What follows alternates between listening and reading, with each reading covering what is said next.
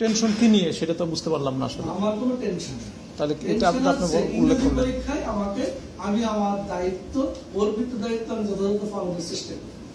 না আপনি বললেন যে আমি খুব টেনশনের মধ্যে ছিলাম, এই টেনশনটা কি নিয়ে? তাহলে কি?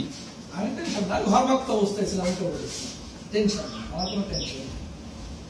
তো উনি আপনার যে পরিচয়টা যখন আপনাকে দিল তার আগেই আপনি উচ্চবাচ্য করেছেন নাকি পরে করেছেন? আমি প্রশ্নে আসে আমার রেপুটেশন আপনি একদম ছোটবেলা থেকে শুনে আসবেন, দেখবেন আমি খুব বেশি কথা কখনো বলি না, কম কথা বলি, বিনা কারণে রাগি না, রাগের পরিমাণ আমার লাইফে খুব কম আছে। না এর একটা কোন জায়গা থেকে হলো আমরা একটু শুনতে চাই আপনার কাছে। আমি যে কথাগুলো জানি আমার ধমক দিবে এতগুলো ছাত্রছাত্রীর ভিতরে। আপনি তো ধারাবাহিকভাবে যেখানে বললেন আমি ধমকের বিষয়টা প্রথমে পাইলাম না, ধমকের বিষয়টা আপনি বলেছেন শেষে বর্ণনা করেছেন। তাহলে কি আপনি সেটা বলেন কোন জায়গাটায়? না কোন কথাটা ওনার আপনার খারাপ লাগার পরে আপনি সেটা রিয়াক্ট করলেন সেটা আমরা শুনতে চাচ্ছি। উনি যখন আমাকে ধমকের সাথে কথা বলেছে তখন আমাকে না সেটা কি মানে ধমকের সূত্র যেটা কখন থেকে শুরু হলো এটা আমরা পাইলাম না।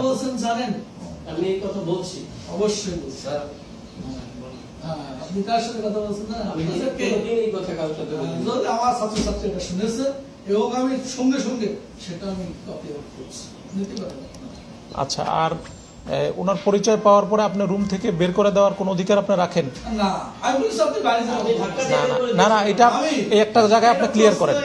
আপনি আমার উনি আমাকে ধাক্কা দিয়ে দিয়েছেন কি করছেন আপনি এটা আপনি সম্পূর্ণ বানিয়ে বলছেন। আমি বলছি আপনি বাইরে যান, ওনার কাছ থেকে শুনুন। আমি বাইরে যাব না বলেন, আপনি ভিতরে এসে আপনার সাথে আমি গেছি ওখানে হয়েছে কলেজের যে সদস্যরা ছিল স্যার ওরাও আছে, ছাত্রছাত্রী আছে, আমি ধাক্কা দিচ্ছি কিনা স্যার? আমি বাইরে বসে 111 জন স্টুডেন্ট আছে,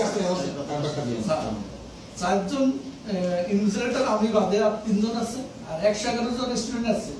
উনি আমার সাথে কি আচরণ করেছে এটা যদি হলের মধ্যে হলের ভিতরে, আর আমি কি করেছি যদি আমার যদি ফাঁসি হয়, ফাঁসি কাজটা আমি আস্তে আস্তে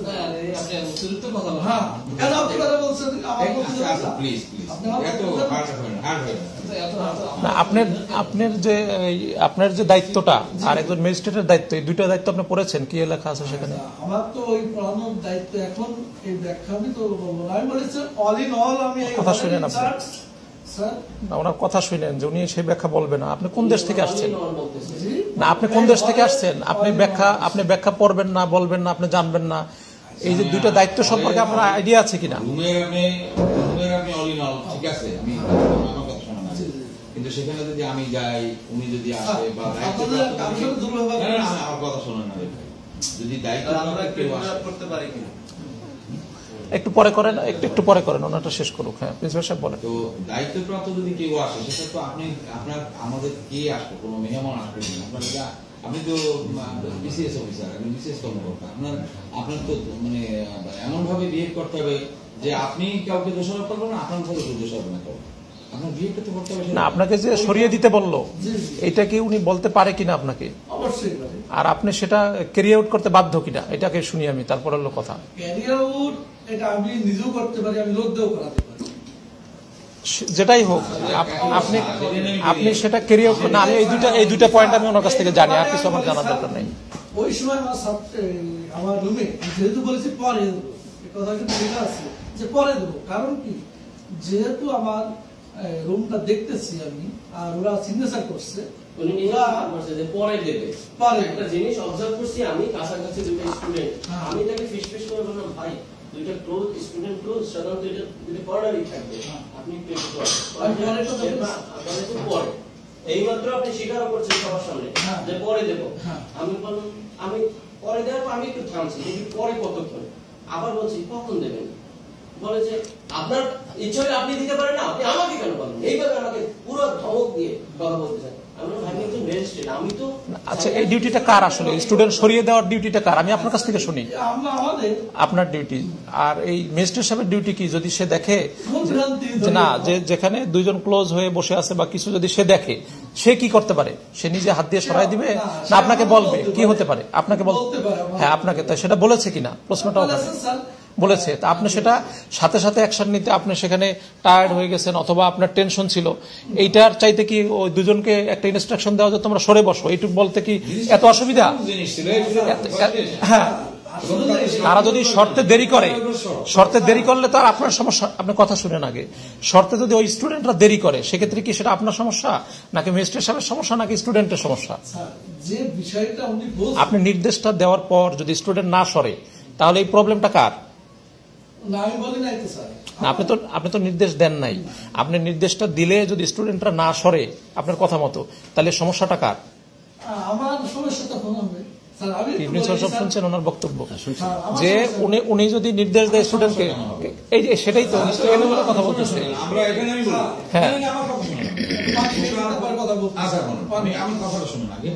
এখানে পরীক্ষা কন্ডাক্ট করার মূল ইয়েটা হচ্ছে তত্ত্বাবধানকারী সেই। আমরা হলাম গার্জার ভারপ্রাপ্ত কর্মকর্তা। আমরা একটাই, হ্যাঁ, অসুবিধা নেই, এই পানি দাও। শুনেন, আপনাকে বলতে বলিনি। এখন আমরা কথা হচ্ছে এই টোটাল জিনিসটা উঠাই নেওয়ার দায়িত্ব সবাই, আমাদের একেবারে পিয়ন থেকে শুরু করিয়া আমাদের সবাই, এই সাংবাদিকদেরও দায়িত্ব আছে। কারণ তারা যদি সুন্দরভাবে আমাদের সহযোগিতা না করে তাহলে তো আমাদের পরীক্ষাটি চলবে না। এখন আমাদের প্রত্যেকেরই কিন্তু দায়িত্ব, যার যার উনি যে কথা দিতে, যার যার দায়িত্ব তা করতে হবে। এখন আমার কি দায়িত্ব, ওনার কি দায়িত্ব, এটা তো আমাকে বুঝতে হবে। না বলতে আপনি একজনকে হেল্প চাইতে পারেন যে ভাই আমাদের বুঝি নেই। এখানে আমি আপনার সাথে আরেকটা বিষয় যোগ করি, যে বিষয়টাই হচ্ছে যখনই পরীক্ষার পরিবেশ হলো তখনই আমরা একটা ইসের মধ্যে, পদ্ধতির মধ্যে পড়ে গেছি। সেই পদ্ধতির কার কি কর্তব্য সেটা, এখানে আপনি কোন ব্যাচে জয়েন করেছেন, আপনি শিক্ষক কিনা, আমি কোথায়, আমি কোন ব্যাচে জয়েন করেছি, আর একজন প্রাণী সম্পদ কর্মকর্তার কি পরিস্থিতি, এইগুলো শোনার কি এই জায়গায় সময় আছে কোনো? এটা হচ্ছে একটা, আপনি কথা শুনেন আগে, আপনি কথা শোনার প্রবণতা কম। আপনি শিক্ষক মানুষ, বলেন বেশি, শুনেন কম। আপনি তো আমার শিক্ষক না, আপনার কথা আমি শুনতে এত বাধ্য কি কারণে? আপনি স্টুডেন্ট আছে, তাদেরকে গিয়ে পড়ান, কোনো অসুবিধা নেই। আপনার কথা শোনার জন্য তো আমি এখানে বসি নেই। তো ব্যাপারটা হলো যে আপনার এখানে একটা পরীক্ষার সিস্টেমের মধ্যে আমরা আছি, সেখানে যার যার ডিউটি যেখানে আছে, পিওনেরও ডিউটি আছে, আমার ওয়ার্ক অ্যাসিস্ট্যান্ট যারা আছে তাদেরও ডিউটি আছে, প্রত্যেকের যার যার কর্তব্য সে করবে। এখন পিওনের যে এই দেওয়া, স্টাপলার মারা অথবা সেলাই করা, সেই কাজটা কি একজন ম্যাজিস্ট্রেট সাহেব করবে না তো। আবার তার ডিউটিটা কি একজন টিচার করবে না তো। আপনার ডিউটি স্বাক্ষর দেওয়া, সেখানে কি ম্যাজিস্ট্রেট সাহেব কি স্বাক্ষর দিবে না তো। আপনার খাতার মধ্যে কি ম্যাজিস্ট্রেট সাহেব স্বাক্ষর দিবে? প্রিন্সিপাল সাহেব স্বাক্ষর দিবে, সেখানে আপনি স্বাক্ষর দিবেন। তো সরকারি নির্ধারণ করে দিয়েছে, আপনি সরকারি চাকরি করছেন। উনি কি সরকারি কলেজের না? আচ্ছা, তাহলে সরকারি চাকরি করছেন, সরকার নির্দেশ দিয়েছে যখন যেভাবে আপনি সেভাবে ডিউটি পালন করবেন। সেখানে যদি কার কোনো ধরনের ব্যত্যয় ঘটে সেটা দেখার আমাদের দায়িত্ব আছে। তো এই জিনিসটা আমার কাছে একটু অবাক হলো যে সে কানে কানে ফিসফিস করে বলেছেন, আপনি স্বীকার করেছেন। তাহলে যদি উনি এত অভদ্র হতো তাহলে কানে কানে ফিসফিস করে বলার কথা না, উচ্চবাচ্য করেই বলার কথা ছিল। তো ফিসফিস করে যদি আপনি বলার শুনতে না পান, হতেই পারে আপনার শোনার ক্ষেত্রে লিমিটেশন, মনোযোগ, টেনশন, বিভিন্ন জিনিস থাকতে পারে। আপনি পুনর্বার তাকে বলতে পারেন যে আমি তো আপনার কথাটা মিস করেছি, বা সরি আমি বুঝতে পারিনি, বা এই ধরনের তো আমরা ব্যবহার করি। এই সরিটা তো ইয়েও বলে, মন্ত্রীও তো সচিবকে বলে সরি আমি বুঝতে পারিনি, আপনি আবার বলেন। এই সরি তো সেই সরি না, এটা হলো আপনি আবার বলেন আমি শুনতে পারিনি। ব্যাপারটা তো ভদ্রতার বিষয়। তো এখানে কোথায় গন্ডগোল হলো যে আপনি তাকে আরেকবার জিজ্ঞেস করতে পারলেন না যে আপনি কি বলেছেন, আমি আসলে মিস করেছি বা শুনতে পারিনি। সমস্যাটা কোথায় হয়েছিল বলেন? যদি অনুমতি দেন। হ্যাঁ, অনুমতি নিয়ে বলছি। অনুমতি হচ্ছে এই স্যার, আমি এটাও শুনেছি স্যার, এই কলেজে উনি একমাত্র ব্যক্তি যিনি বিভিন্ন মানুষের দোষ ত্রুটি ধরে ধমকানোর একটা প্রবণতা আছে। আপনি শুনেছেন? আমরা তো চিনি না তারা, ওনার কথা আপনি বলবেন কেন? এই কথা আমি শুনে আসলাম, এইমাত্র শুনে আসলাম,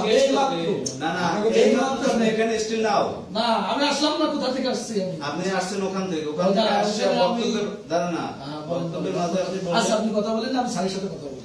ঠিক আছে, সবাই চুপ থাকেন। স্যার সে কলিগের নাম ঠিকানাও বলি। আসার পথে বললে যে স্বরে কথা বলেছে উনি এটা পারেন না, আমরা এটা করতে পারি না, আমাদের দোষ ধরায়। আমাদের যদি সহানুভূতির দৃষ্টিতে আপনি ফুলের মালা নিয়ে যাবেন আর আমি চড় মারবো, এটা স্যার হয় না। আপনি সেটা ব্যাখ্যা করেন, আমরা তো বলি নাই সেটা হয়েছে, আপনি নিজেই ব্যাখ্যা করেন ওনাকে। উনি যখন কানে ফিসফিস করে বললো তখন কি আপনার প্রতিক্রিয়াটা কি? আপনি শুনেছেন নাকি শুনেন নাই? শোনেননি, আমি তো আগে তাহলে আপনি পরে কি করলেন? আমার মনে হয় আপনি এটা নিঃসন্দেহে আপনার স্বীকার করা উচিত, যেটা আপনার ভুল হয়েছে। কারণ এইটা না শোনাটাই তো প্রথম ভুল আপনার।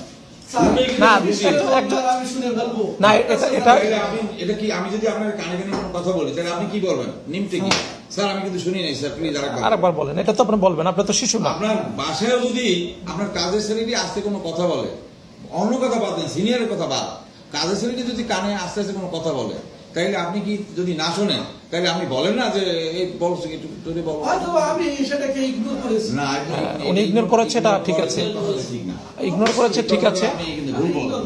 হ্যাঁ, না, এই জন্য ওনার আইন পড়া দরকার। একটা হলো যে উনি ম্যাজিস্ট্রেট সাহেবের ডিউটি সম্পর্কে উনি পড়বে, ওনার নিজের আইন সম্পর্কে এটা পড়বে, আর 1980 সালের মোবাইল কোর্টের যে শৃঙ্খলা আছে এটা উনি পড়বে। সেখানে যদি ওনার অপরাধ হয় ওনার শাস্তি হবে যেখানে সে অবস্থা যেটা লেখা আছে, আর যদি অপরাধ না হয় সেক্ষেত্রে তো অন্য বিষয় আমরা চিন্তা করব। তো ওনার এখানে 1980 সালের যে 1983 না 80 সালের এই যে পরীক্ষার যে মোবাইল কোর্ট সংক্রান্ত বিধিবিধান এটা বের করো, যদি ওনার এখানে অপরাধ হয় সেই অনুযায়ী শাস্তি হবে যেটা আছে, ঠিক আছে? না মেনে নেবেন না, উনি যেটা আছে আমি সেটাই এখানে হবে। বসা কি জন্য?